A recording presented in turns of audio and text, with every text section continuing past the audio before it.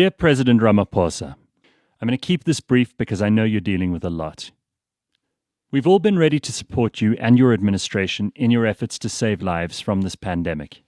Even people like me, who've questioned the idea of a lockdown as the best response, have decided to comply and do whatever we can to help. We set aside our concerns over the heavy-handedness of the police and the army. We swallowed and accepted that poor people in informal housing would be crammed into their one-room dwellings for a month. We limited our trips to the shops, and we even accepted not being able to buy hot food for whatever inexplicable reason. When you couldn't put your mask on, we laughed, and we were charmed to see that you were able to laugh at yourself too. For a time, you won everyone over again. You yourself have said that it has taken much for people to give up their liberties, their right to be with family and friends, and the ability to move freely around. Our patience and emotional state of affairs are on a knife edge, and we're losing hope. Governments walk a fine line in times like these, where the regulations not only have to make sense, but also have to have significant buy-in from the public. Otherwise, people will break them in big ways and small. South Africans are mostly compliant, but when you promise something and then break that promise, it makes us feel like we should break your regulations in return. Many of us aren't afraid of the virus anymore. It's our health, and we'll take our chances, thank you. We are afraid of the havoc your lockdown is wreaking on the economy, on people's lives and livelihoods. I see fewer and fewer explanations from ministers and more capricious, some would say spiteful, regulation.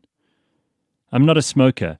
I don't like cigarettes at all, but when Minister Dlamini Zuma announced that she was, after a consultation none of us believe happened, going to keep the ban on tobacco products in place, many of us, even the non-smokers, were ready to give her the middle finger and start risking breaking rules. There are more of us than there are police and soldiers, so if you piss enough people off, things get very hairy. I'm sure those advisors in the security cluster have mentioned that they can't shoot us all or put us all in jail. Your governments, sir, have not covered themselves in glory over the last 10 years. Some people in this country already have a taste of anarchy, where municipalities are bankrupt and there is no service delivery. They see no evidence that the ANC will fix parastatals, cronyism, kleptocracy, and for once and for all cease their childish flirtation with outdated and failed socialist ideas.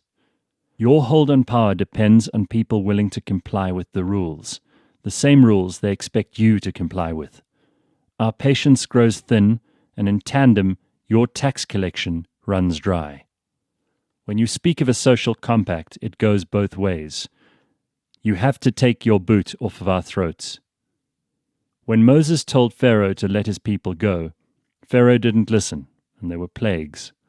We all know how that story went for Pharaoh. You have to start letting our people go, Mr. President, or this plague will be the least of our worries. Even Moses could tell you that. CliffCentral.com